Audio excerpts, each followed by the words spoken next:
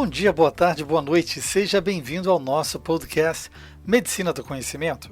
Sim, nosso, pois você aqui pode compartilhar ciência e informação a qualquer momento, em todo lugar. Eu sou Pablo Guzmão, anestesiador. Juntos falamos sobre tendências, dicas e a prática da medicina, além de assuntos sobre qualidade de vida e como compartilhar é multiplicar. Convido você, colega ouvinte, profissional de saúde ou apenas amante de podcast, a conversarmos sobre mais um assunto sem fronteiras no mundo do conhecimento.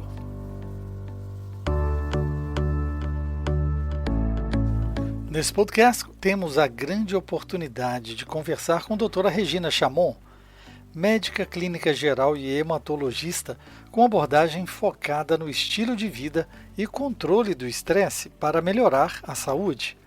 Professora de meditação formada pela Unifesp e pela Escola Médica de Harvard. Comunicadora, simplifica o cultivo do bem-estar através do seu Instagram, @doutorasanguebom, e de um dos meus podcasts preferidos, o Desestresse, disponível no seu Spotify. Desde 2005, doutora Regina Chamon percebeu que para nos sentirmos bem, precisamos estar inteiros não só no corpo, mas também nas emoções e nos pensamentos. Daí a escolha por uma abordagem que olha a saúde integralmente, usando 4 pilares do bem-estar: alimentação, movimento, relaxamento e conexão. O objetivo, assim, é oferecer autonomia no cuidado com a nossa própria saúde, utilizando recursos de um estilo de vida saudável, intervenções cada vez mais naturais sempre que possível, e uso de medicamentos quando necessário. Seja bem-vindo, doutora Regina, doutora Sanguebom, ao Medicina do Conhecimento. Obrigada, Pablo. Vamos falar sobre desestresse e vamos trazer ciência nesse tema também. É isso aí, a gente acha que às vezes a gente está ligado a algo muito cartesiano, né? Então eu queria que você falasse sobre a sua formação, onde tudo começou e por que hoje você é a doutora Sanguebom. Vamos lá. Bom, Pablo, eu fiz faculdade de medicina na Unicamp. Depois de medicina eu fiz clínica médica e depois eu fiz residência em hematologia e hemoterapia, tudo lá na Unicamp. Na verdade, quando eu entrei na faculdade, eu queria fazer psiquiatria, né? Então, foi meio ali um desvio de percurso. Eu entrei querendo fazer psiquiatria porque eu me interessava muito sobre como que o ser humano funciona, assim, sobre como nossa mente funciona, o que passa na nossa cabeça. E aí, quando você chega na faculdade, pelo menos lá na Unicamp era assim, para mim foi uma decepção a psiquiatria, porque eram doenças psiquiátricas muito graves, pacientes muito graves, com esquizofrenia, com, sei lá, ideação suicida. Não, acho que eu me frustrei, assim, de não reconhecer ali aquilo que eu pensava que eu ia aprender, né? E, enfim, acabei indo aí para a área da hematologia. E terminei a residência de hematologia muito desgastada. Residência de hematologia são muitas horas de trabalho, assim como, né, anestesia, medicina intensiva, enfim. Mas a gente está lidando ali o tempo todo com a morte, eu acho que com muito pouco suporte para fazer isso durante a residência. Então eu acabei a residência, terminei minha residência em 2010, naquela época a gente não falava muito sobre isso, mas acho que eu tive um pequeno burnout ali naquele momento. Então, saí, assim, muito desgastada, muito cansada, tinha quadros infecciosos um atrás do outro, resfriado, herpes labial, bastante estressada mesmo. Eu tinha uma sensação de sobrecarga muito grande e eu não conseguia, depois que eu saí de lá, não conseguia muito ali ter gosto pela profissão, fui trabalhar um pouco com banco de sangue para sair um pouco da clínica, enfim. Nessa minha jornada aí para tentar melhorar um pouquinho desse desânimo que eu senti, eu voltei a praticar yoga, que era uma coisa que eu já tinha feito há muitos anos atrás, e eu tinha uma sensação de bem-estar muito boa durante a prática da yoga, mas eu acabava a prática e minha cabeça já acelerava tudo de novo, já ficava com o corpo tenso, já voltava naquela sobrecarga que eu sentia, né? Bom, enfim, querendo entender um pouco melhor como que a yoga podia me trazer tantos benefícios, e quando eu saía da yoga aquilo tudo acabava, eu fui tentar procurar, buscar, ver se tinha ciência atrás daquilo, e aí com isso eu cheguei nessa área que na verdade aqui no Brasil não é uma especialidade médica, não é uma área de atuação, mas é uma filosofia de cuidado, que é o que a gente chama da medicina integrativa. Então, eu fui fazer uma pós-graduação no Hospital Albert Einstein, em São Paulo, e dessa pós-graduação das áreas da medicina integrativa, eu me encantei muito por essa parte, né, de gerenciamento do estresse, da interação mente-corpo, como que essas práticas mente-corpo funcionam na fisiologia do nosso corpo. Então, eu fui aprofundar nesses estudos. Em 2016, eu fiz uma formação na Unifesp, na Escola Paulista de Medicina, para ser instrutora de meditação. E essa é uma formação que é para profissionais de saúde, né? Então, a gente vê bastante o aspecto da neurofisiologia, da meditação, os benefícios de saúde. E depois disso, eu fui estudar lá em Harvard. A Harvard Medical School, eles têm uma área chamada Mind-Body Medicine, que é essa interação da nossa mente e do nosso corpo. E aí eu fui estudar lá com eles, fiz uma certificação em manejo do estresse e treino da resiliência. Então, essa foi a minha formação para estar hoje falando sobre estresse. E no meio disso tudo, eu sempre gostei muito da comunicação, a criatividade, a comunicação são coisas que me dão muito prazer. E eu fui encontrando um caminho para trazer a comunicação para o cuidado com a saúde, né? Então, hoje em dia, eu tenho um perfil no Instagram que é o Doutora Sangue Bom, e ele nasceu primeiro falando sobre as doenças hematológicas numa linguagem simples, e hoje ele acabou sendo muito mais dedicado ao cultivo da saúde. No comecinho da pandemia, eu comecei um podcast, que é o Desestresse, e lá a gente fala sobre recursos para a gente cultivar a saúde, lidar com o estresse, trazer mais bem-estar. E é assim que a minha carreira foi se encaminhando. Acho que eu fui saindo um pouco ali das quatro paredes do consultório e explorando outras áreas do cultivo com a saúde.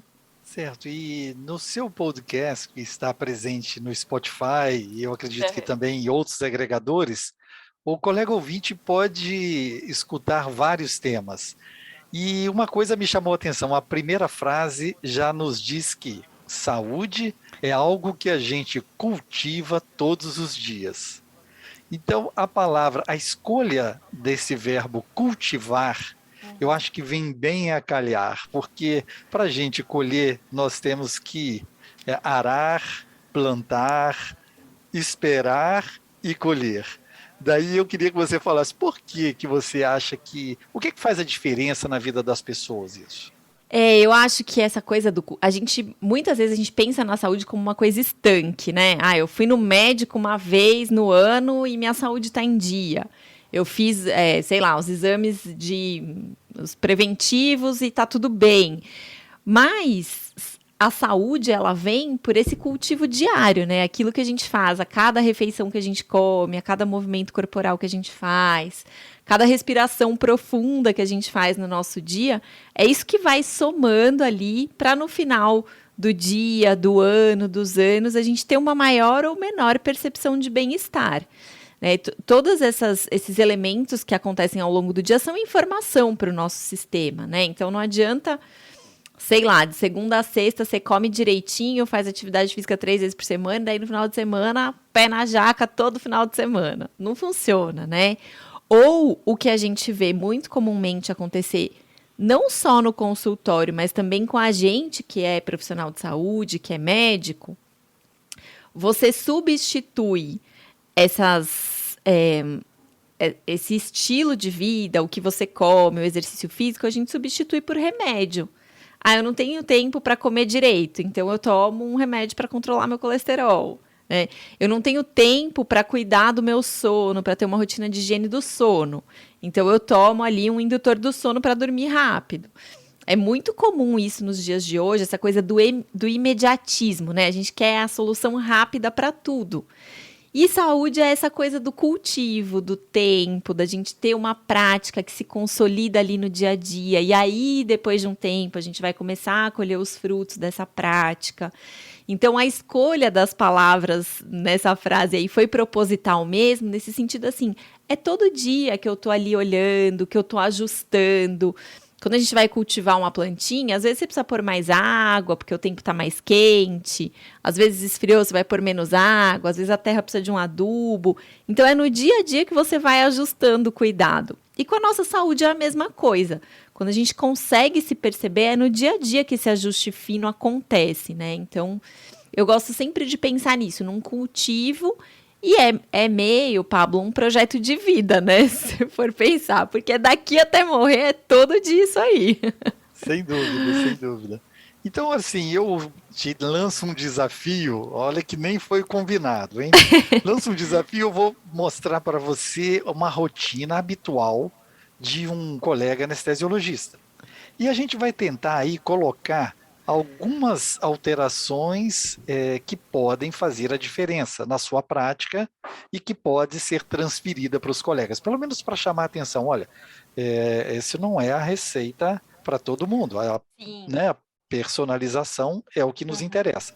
Mas eu acho que é interessante. Então, o anestesiologista muitas vezes acorda 4h30, 5 horas da manhã para fazer a sua atividade física, porque ele não tem normalmente uma rotina tão certa do horário de chegar em casa. Vai sair com o café na mão ou ele vai tomar o café na máquina do centro cirúrgico. Porque às 7 horas a enfermeira já está dizendo: doutor, posso colocar o paciente na sala? Porque o cirurgião já chegou. Com o passar das horas, ele muitas vezes, a gente diz que um anestesista ele tem que ter um coração, coronárias de aço, grande capacidade vesical e pequena capacidade gástrica, porque às vezes as cirurgias duram muito. Por isso, nem sempre dá tempo para ele almoçar.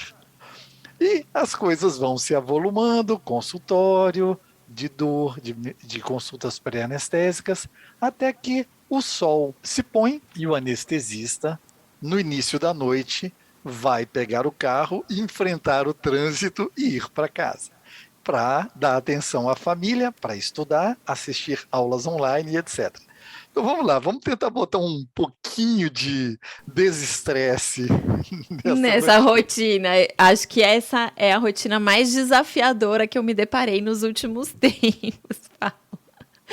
Mas vamos lá. Bom, ó, primeira coisa que acontece, e o que eu gosto sempre de tentar trazer, são as coisas simples que a gente pode fazer ao longo do dia, né? A gente não precisa de muita tecnologia, a gente não precisa dedicar muitas horas. Mas uma coisa que está com a gente o tempo todo e que nos ajuda a fazer esse equilíbrio aí dos sistemas de estresse e respostas de relaxamento é a nossa respiração. Né? A respiração está ali com a gente o tempo todo, você não precisa parar para respirar, você vai ter que respirar. Agora, você pode respirar de um jeito que você faça uma respiração mais na região superior do tórax, uma respiração mais rápida, mais curtinha, e isso gera uma sensação de tensão, de ansiedade. Ou você pode, no mesmo tempo que está fazendo essa respiração, fazer uma respiração mais consciente, prestar atenção no seu movimento respiratório, fazer uma respiração mais diafragmática. E aí, quando a gente traz a respiração mais para o diafragma, a gente está estimulando ali mais terminações nervosas parasimpáticas, a gente está fazendo com que o nosso corpo ative um pouquinho mais a resposta de relaxamento. Então, o simples fato da gente trocar a respiração de uma respiração muito torácica para uma respiração mais diafragmática, a gente já está trazendo um benefício enorme para o equilíbrio do nosso sistema, né? Então, isso acho que é uma coisa que a gente não precisa de nada para fazer, a gente só precisa lembrar. Essa é a primeira coisa que eu gosto de trazer para a rotina. Outra coisa é que, assim, quando você está no centro cirúrgico, você vai lá na salinha do descanso médico e tem algumas coisas ali que você pode comer, né? Você não vai almoçar, mas talvez tenha ali algumas coisas. Tem um monte de coisa industrializada, bolacha de água e sal, bolacha de maisena, sempre tá lá, um bolo cheio de açúcar. Tem uma fruta, tem uma castanha, né? Então, qual que é a escolha que você vai fazer ali na hora? Poxa, uma coisa que tá no seu dia, que dá para fazer, que tem como escolher, né? Isso é outra coisa que eu acho que é bem fácil da gente ir olhando, tendo cuidado.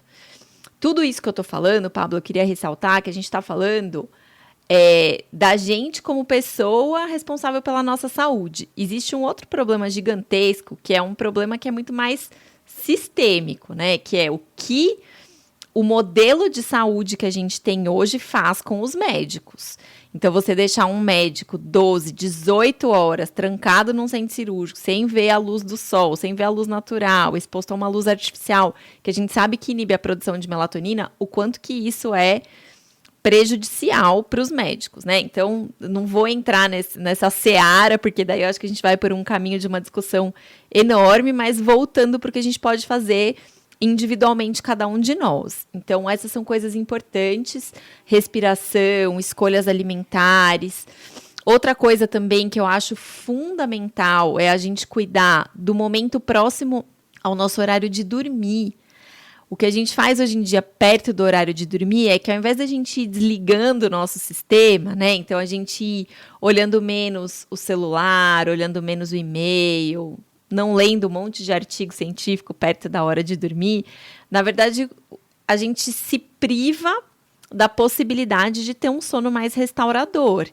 Então, cuidar desse horário perto do sono, trazer atividades que sejam mais relaxantes para esse momento próximo ao sono. Para quem gosta, fazer uma prática de um relaxamento guiado, uma prática de meditação ali, 10 minutinhos antes de dormir, isso já melhora muito a qualidade do sono, né? Então, eu acho que quando a gente vai somando esses pequenos cuidados ao longo do dia, respirar direito, trazer alimentos que tenham mais micronutrientes, que são as coenzimas para o nosso corpo funcionar, ter essa pequena pausa à noite para desligar um pouquinho ali o nosso sistema, diminuir a ativação simpática, aumentar a ativação parasimpática, melhorando a qualidade do sono. Só da gente colocar essas pequenas pílulas, quando a gente soma no final do dia, a gente já tem um ganho muito grande, né? Mas eu acho que o principal disso tudo é a gente refletir por que é que a gente está nesse ritmo de vida, né? A gente coloca isso como certo porque, sei lá, na nossa formação a gente aprendeu que esse era o ritmo, e aí a gente acha que está muito ocupado. Isso é uma coisa cultural mesmo nossa, né? As pessoas que quanto mais ocupadas, mais sucesso elas têm na vida. Parece que a falta de tempo ela é meio que um sinônimo de sucesso nos dias de hoje, né? E aí, culturalmente, a gente vai se impondo esse monte de agressões para o nosso corpo, para as nossas emoções, para o nosso funcionamento cognitivo. E nunca a gente para refletir, gente, mas o que eu estou fazendo? Será que precisa disso tudo? Né? A gente só para refletir quando o nosso corpo interrompe a gente, quando a gente tem uma crise de dor, quando a gente entra em burnout, quando o corpo não dá conta mais. Então, eu acho que tudo isso é importante, essas medidas todas que a gente falou são importantes, mas eu acho que o mais importante de tudo é a gente ter períodos de reflexão de o que é que eu estou fazendo com a minha vida. Estou feliz? Não estou feliz? Que caminho que eu quero ir? E para todas as especialidades existem caminhos, né, Pablo? Eu, dentro da hematologia, encontrei o meu caminho. Então, hoje em dia, eu continuo trabalhando com oncohematologia, mas eu não fico na linha de frente do cuidado, eu estou no suporte dos pacientes. Dentro da anestesia, por exemplo, tem vários jeitos de você não ficar nesse ritmo alucinado de centro cirúrgico, talvez não ter um número tão grande de plantões, talvez dedicar um pouco mais de tempo, sei lá, no consultório, cuidado de dor, outros cuidados, né? Talvez encontrar esse equilíbrio dentro da nossa profissão que não seja tão desgastante para a gente. Eu acredito que nós estamos vivendo um aprendizado com as novas gerações. Existe um conflito de gerações, de quem se formou há 30, 40 anos, com quem se formou entre 20 a 30 anos e quem formou há poucos anos. Agora. Então, nós estamos percebendo que esses valores, eles realmente foram modificados. Isso é natural na sociedade ao longo dos séculos, né? Deixamos de amar, deixamos de odiar várias coisas. É aquela história, o ovo já foi traiçoeiro, um grande vilão, depois virou um salvador e por aí vai, em tudo, né? Na medicina e no amor, nem sempre nem nunca. Eu acho que esse é o nosso lema.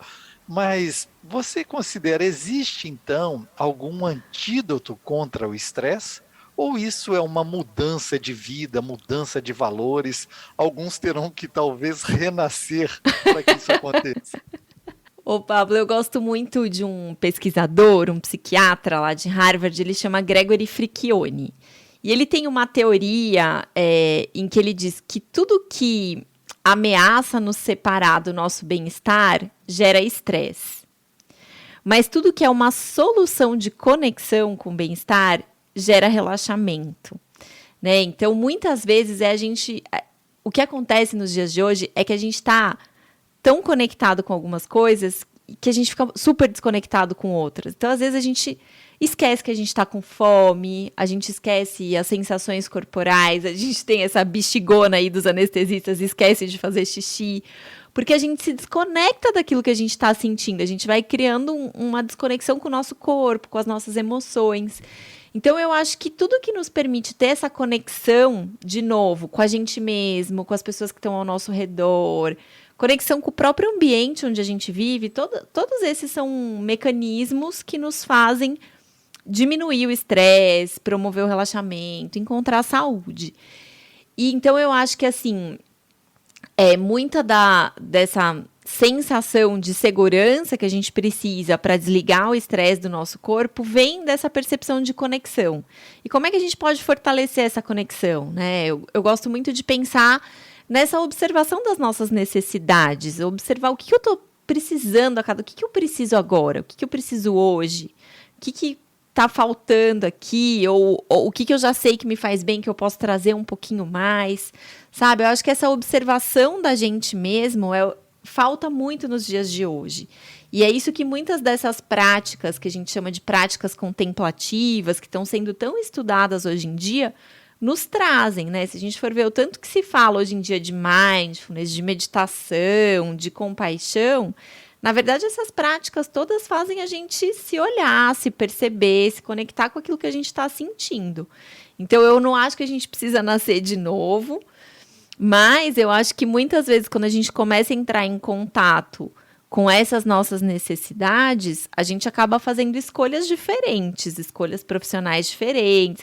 Às vezes, a nossa vida muda um pouquinho de caminho mesmo, né? Então, eu acho que é possível a gente lidar com tudo isso, mas que às vezes precisa dessa coragem de olhar para coisas que não estão muito boas e seguir em frente para mudar. Você falou de uma coisa muito interessante aí, que muitas vezes o médico ele é construído no processo do diagnóstico e da terapia, do processo terapêutico. Nós temos que achar um diagnóstico, esse é o bom médico, é aquele que sabe tratar. E muitas vezes nós não somos preparados para a humanização, o relacionamento, entender. As grandes escolas às vezes tentam nos afastar do sentimento para que a gente possa ter um pensamento racional e não utilizarmos o nosso sentimento no tratamento dos nossos pacientes. Isso, talvez, nas décadas para trás, esse seria o processo da construção da medicina. Hoje vivemos uma outra situação. Talvez estarmos perdidos seja o primeiro passo para uma nova mudança e uma mudança feliz. Por isso eu te pergunto, existe algum conceito para a felicidade? O que é ser feliz? Meu Deus, que pergunta filosófica, né?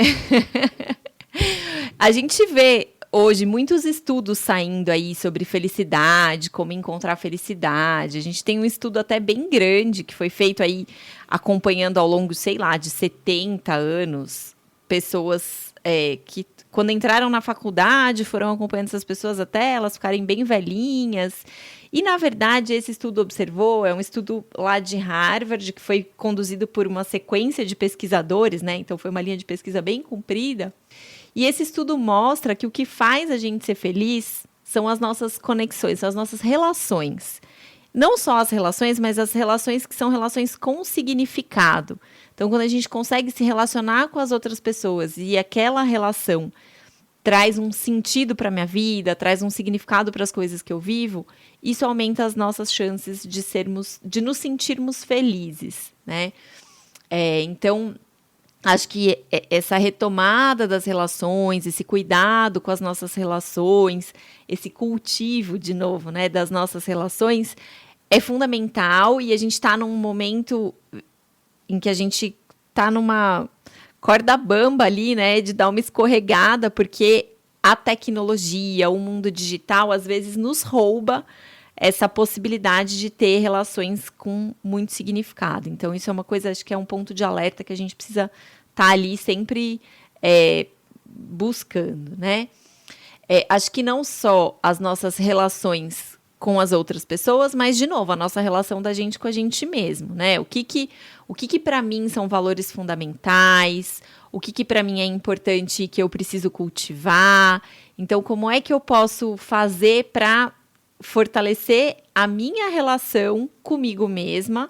E esse fortalecimento dessa minha relação comigo também me coloca num lugar de tranquilidade, de satisfação com aquilo que eu tenho e não com aquilo que falta, né? Então, acho que é um pouco a gente trazer esse olhar da felicidade, não a felicidade hedônica, que é aquela felicidade dos pequenos prazeres, né? Ai, nossa, tô super cansada hoje, vou comer um chocolate.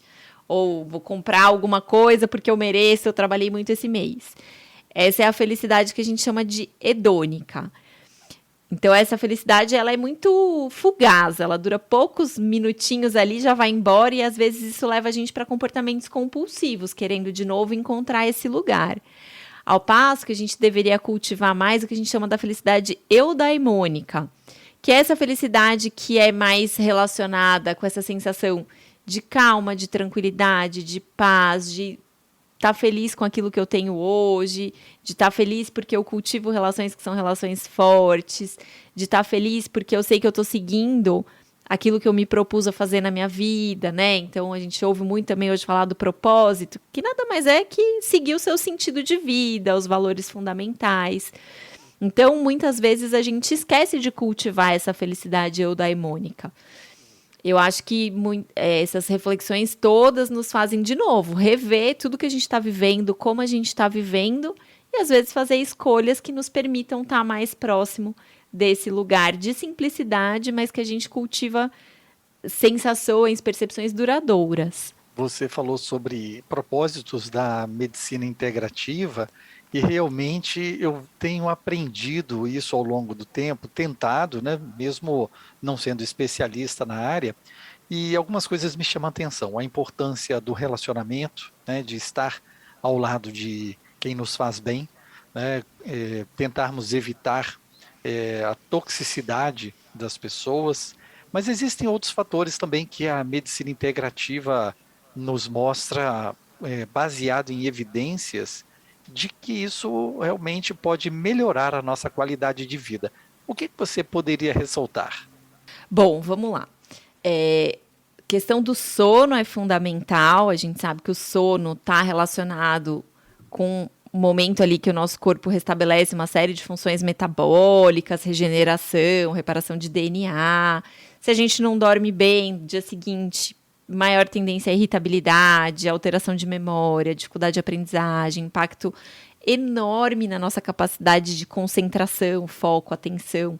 Então, o sono é fundamental. Junto com o sono, a gente tem essa questão do manejo do estresse, né? Que é muito importante a gente reconhecer o que nos estressa, reconhecer quais são os sinais de alerta do estresse no nosso corpo, quais são os comportamentos que eu costumo ter quando eu me sinto estressado, quais são, sei lá, as dores que eu costumo ter quando eu estou estressada, e como que eu faço para equilibrar isso? Como que eu consigo trazer para o meu dia a dia práticas que induzam o relaxamento, atividades de lazer que me coloquem nesse lugar de um ócio, às vezes, criativo, utilizar a criatividade como um recurso também de cuidado com a nossa saúde. Tempo de descanso. A gente acha que descansar é dormir, né? E, na verdade, são coisas diferentes. A gente precisa de tempo de descanso ao longo do nosso dia, reservar horários da nossa agenda para fazer uma atividade que você gosta, para ouvir uma música, para apreciar a natureza. Isso é bem importante quando a gente pensa nessas práticas também, né? E junto com o descanso, esse equilíbrio com o movimento, com a gente estar fisicamente ativo, o nosso corpo está ali preparado para lidar com a adversidade. Então, o exercício físico, ele é uma ferramenta muito legal para ensinar o nosso corpo a lidar com situações de estresse, né? Então, o exercício físico também é bastante importante. Dentro da medicina integrativa, a gente preza muito pelas práticas que são mais naturais e menos invasivas. Então, muitas vezes a gente vai por um caminho de repente, utilizar um fitoterápico, um produto herbal. Claro, não em situações de urgência, né? Mas você está se sentindo ansioso, está com uma tensão muscular. A gente busca primeiro o caminho, de repente, de um chá, de uma fitoterapia, de uma massagem. E se isso não é efetivo, aí a gente vai para a alopatia. Né? Então, buscar a famosa receita de vó, né? Buscar lá nas nossas ancestralidades, na medicina mais tradicional, quais são recursos mais naturais que de repente eu posso juntar aqui no meu tratamento. Mas eu acho que tudo isso, Pablo, são ferramentas através das quais a gente exercita o autocuidado. Então, quando a gente fala de medicina integrativa, o que a gente está falando é da gente ter esse olhar de perceber as nossas necessidades, respeitar aquilo que a gente precisa e se cuidar. Né? Como você vai fazer isso? Qual é a ferramenta através do qual você vai fazer isso? Isso vai muito aí de acordo com o seu gosto pessoal, com as suas crenças, com o que você teve aí de experiências ao longo da vida. Mas é, de novo, sempre essa retomada de um olhar para o que eu preciso agora, quais são minhas necessidades. Então, tem um modelo que eu gosto bastante que se chama Roda da Saúde, que foi feito lá na Universidade de Duke. E aí eles colocam no centro dessa roda a sua consciência, a sua percepção do que acontece com você. É a partir dessa percepção que aí você vem com as práticas que a gente chama hoje aí das práticas de autocuidado, alimentação, exercício físico, meditação, técnicas de relaxamento, desenvolvimento pessoal. E depois a gente vai para essa camada do cuidado profissional, de buscar um profissional de saúde que me acompanhe, que me oriente. E só depois a gente vai para os procedimentos invasivos. Então, tem todo um caminho que a gente faz a partir dessa percepção individual, né? Então, dentro desse conceito da medicina integrativa, o médico ele está ali para ajudar essa pessoa a enxergar qual que é o caminho dela, o que ela sente, quais são as ferramentas que para ela funcionam, que são muito diferentes de uma pessoa para outra, né? Então, eu acho que a gente volta sempre nesses recursos mais naturais e menos invasivos, mas a partir dessa percepção individual de cada um de nós do que eu estou precisando agora. Perfeito. E no nosso mundo, dentro da tecnologia, né, dos colegas intensivistas, anestesistas, os cirurgiões, a gente está sempre muito ligado em tecnologia, em aplicativos, em números, em dados. A gente pode utilizar isso a nosso favor? Existem alguns mecanismos, aplicativos, softwares, dicas, que o celular ele praticamente já faz parte, já é um dispositivo wearable. Nós temos aqui, eu meço a minha pressão, a saturação, a frequência cardíaca, eu consigo registrar meu sono. E como que eu posso, então, sugerir aos nossos colegas ouvintes do Medicina do Conhecimento a tecnologia a seu favor, no sentido de prevenir doenças que podem afetá-lo nesse contexto da medicina integrativa? Sim. Hoje em dia, a maioria dos smartwatches tem medições do estresse, né? Cada um usa ali um tipo de medição, mas hoje em dia a gente tem muitas avaliando taxa de variabilidade cardíaca, mas enfim, hoje em dia isso é super disponível. Então, uma coisa que a gente pode fazer é colocar um alarmezinho ali no seu smartwatch. E quando você chega num certo nível de estresse, ele te dá um alerta. Vamos respirar? Os smartwatches também têm hoje uns aplicativos para a prática de respiração mesmo. Então, tem uma bolinha, uma figura ali que você acompanha na inspiração, na expiração. Isso ajuda a gente a fazer essas inspirações mais profundas e prolongadas e tirar um minutinho de pausa ali quando o nosso sistema está muito estressado, né? Então, smartwatch tem esses aplicativos, esses recursos que eu acho muito legais. Outra coisa, a gente tem uma série de aplicativos hoje em dia que trazem essas práticas de relaxamento, práticas mente-corpo, práticas de meditação. Então, isso também depende muito do gosto pessoal. Tem gente que gosta de fazer prática guiada, tem gente que não gosta, mas enfim, tem uma infinidade aí de aplicativos que trabalham aí com as técnicas mente-corpo, que a gente chama, né? Então, esses são 2 recursos que eu gosto bastante de utilizar no dia a dia, que eu acho que são coisas fáceis, que estão à nossa disposição, assim, o tempo todo, né? A gente tem outras ferramentas tecnológicas que mais de uso aí no consultório, como, por exemplo, esses medidores de biofeedback, que a gente consegue ensinar o paciente como que ele estimula o relaxamento através da respiração, e aí ele vai acompanhando um gráfico, né? Então, ele percebe que quando ele respira assim, a frequência cardíaca reduz, a frequência respiratória entra num ritmo mais tranquilo, a pressão arterial reduz. Mas aí isso a gente faz mais num contexto ali do consultório. Eu acho que para o dia a dia mesmo, setar um alarme ali no seu smartwatch para medição do estresse e te lembrar de respirar. E os aplicativos eu gosto muito. Aí eu vou puxar a sardinha pro meu lado, né? Tem um aplicativo chamado Lojong, que é desenvolvido por uma turma aí de brasileiros, e é um aplicativo que tem várias linhas ali de práticas. Então, tem técnica de mindfulness, tem um outro grupo de práticas que é de cultivando equilíbrio emocional. Eu tenho um programa lá que chama Saúde Integral, e tem uma parte desse aplicativo que ele é gratuito e uma parte que é paga. Tem ali coisas também, técnicas, práticas para a gente fazer com as nossas crianças. Então, esse é um que eu recomendo, acho bem bacana. Já foram dicas importantes, já que eu acho que dá para botar em prática com pouco investimento, né? E mesmo com aquilo que muita gente tem e nem sabe que o seu smartphone lhe proporciona.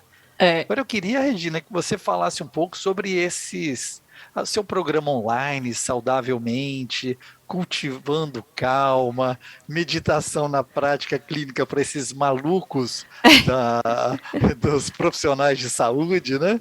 Como é que isso funciona? Vamos lá, Pablo.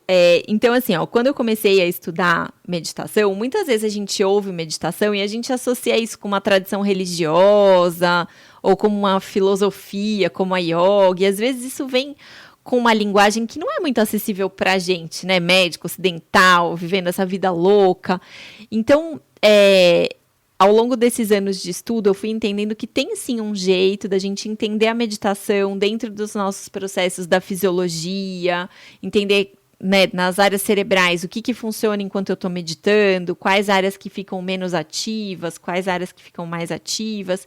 E, enfim, eu fui entendendo que existe uma linguagem através da qual a gente que é médico, que é profissional de saúde, consegue entender o que está acontecendo.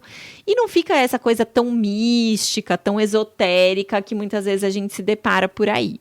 E aí, na tentativa de trazer isso um pouco mais para outros colegas médicos, para os meus pacientes, eu fui desenvolvendo esses cursos aí, esses programas que você falou. Então, eu tenho um curso online que é o Meditação na Prática Clínica. Ele é online, mas é ao vivo. E aí, dentro desse curso, é um curso de 4 horas e eu vou passando ali por todas as referências científicas de benefícios da meditação para a saúde, neurofisiologia da meditação. Trago ali também um pouquinho da resposta de estresse, resposta de relaxamento e algumas práticas para a gente aprender aí, de fato, a meditar, né? Esse curso é um curso que eu abro turma dele 3 ou 4 vezes por ano, e aí eu sempre divulgo ali nas minhas redes sociais, no meu site, quando tem abertura de turma nova, tá para acontecer uma turma. Nós estamos gravando aqui no final de junho de 2022, tá para abrir uma turma aí nos próximos meses. E aí, muitos pacientes começaram a me pedir também, doutora, mas você só fala para profissional de saúde, a gente também quer aprender. E aí, eu desenvolvi esse outro curso, que é o Cultivando Calma, que é um curso de meditação para iniciantes, né, para pessoas que têm interesse em meditar e não precisa necessariamente ser profissional de saúde. Ele está saindo num formato gravado agora, porque aí cada um pode fazer no seu tempo. Então, também no site, lá no meu site, reginachamon.com, eu sempre coloco, quando abre, vagas para as turmas online. E esse programa Saudavelmente é um programa de 8 semanas de redução do estresse. Então, ali a gente vai trabalhando de maneira um pouco mais aprofundada e com práticas baseadas nas ciências contemplativas, terapia cognitivo-comportamental. A cada semana, a gente trabalha um aspecto do manejo do estresse, alimentação, exercício físico, sono, relacionamentos, enfim, e sempre apoiado numa prática aí de meditação ou numa técnica que induza a resposta de relaxamento. Então, foi o jeito que eu fui achando, eu gosto de brincar, que eu gosto de trazer a medicina para fora do consultório. Né? Esse jeito foi um jeito que eu consegui trazer esse cuidado com a saúde para fora do consultório e continuar esse contato com os meus pacientes, não naquele ambiente tão, muitas vezes tão rigoroso que é o consultório, né? Que fica uma coisa muito de bate-pronto ali, mas é a gente ir fazendo esse cuidado continuado fora da nossa sala. Então, é isso. Você já está num upgrade, que eu estou tentando sair das 4 paredes do centro cirúrgico, você já está saindo das paredes das unidades de saúde. Mas sabe o que, Pablo? Eu acho, quando a gente entra num curso de medicina, enfim, qualquer curso da área da saúde, a gente aprende muito sobre doença. Mas a gente não aprende nada sobre saúde. Né? Se for ver, a nossa formação ela é voltada para a doença. Então, se alguém chega no meu consultório e fala, como é que eu fico mais saudável? Às vezes a gente dá aquela engasgada, né? Que foi o que você falou, é diagnóstico e tratamento. Então, eu acho que sim, a gente precisa fazer isso, é óbvio que a gente precisa. A nossa saúde melhorou muito depois que a medicina teve essa evolução, da gente ter tratamentos, ter protocolos. Mas a gente também precisa ampliar esse olhar e entender como que a gente cultiva a saúde. Né? E para a gente que é profissional, eu vou um passinho além. Eu acho que para nós, cultivar a nossa saúde é uma questão de ética profissional. Se você não está bem de saúde, seja saúde física, seja saúde mental, você não consegue entregar o seu melhor.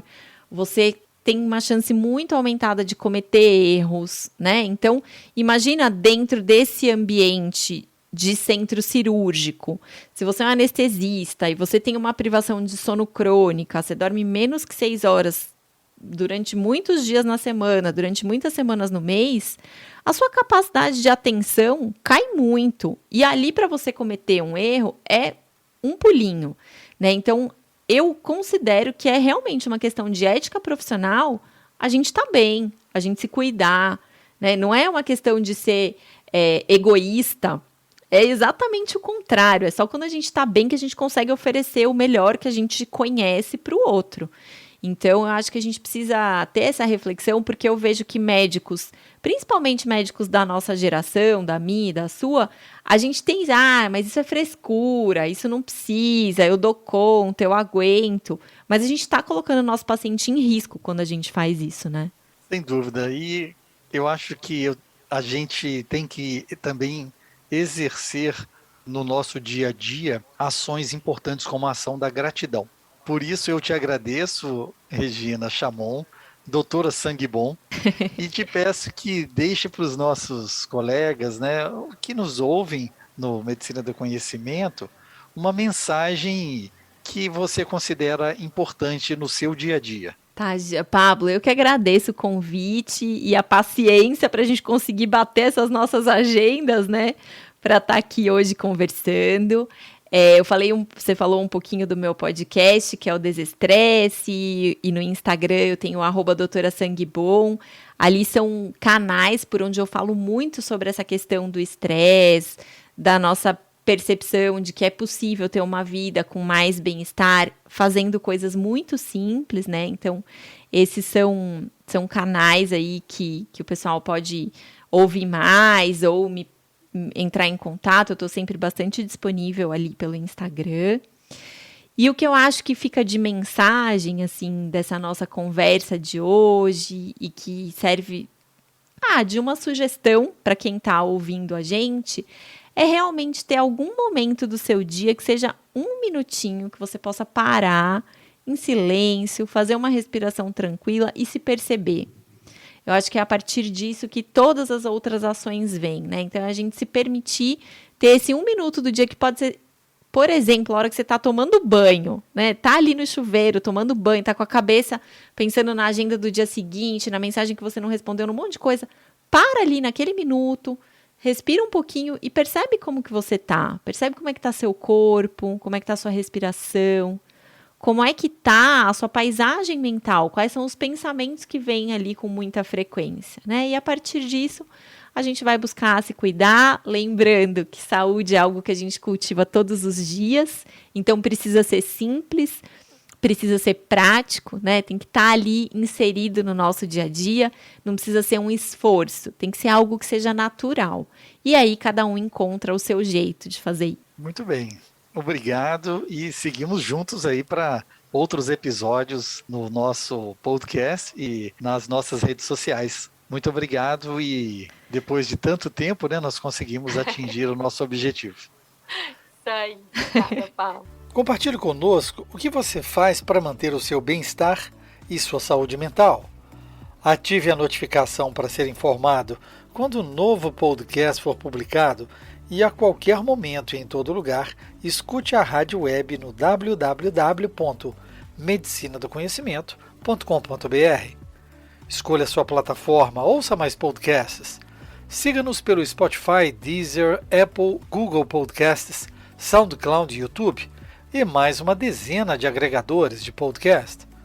No Medicina do Conhecimento, você escolhe o player da sua preferência, mas eu conto com seu feedback, amigo ouvinte. Eu te convido a compartilhar nas suas redes, divulgando esse podcast para pelo menos 2 pessoas que merecem ouvi-lo. Desafie o seu colega mais cético a pensar no assunto. Deixe seu like onde ouvir. Isso aumenta a divulgação do projeto. Além disso, você pode entrar em contato e sugerir o próximo tema. Fique ligado nas redes sociais Twitter, Facebook e Instagram, Medicina do Conhecimento. Afinal, compartilhar é multiplicar.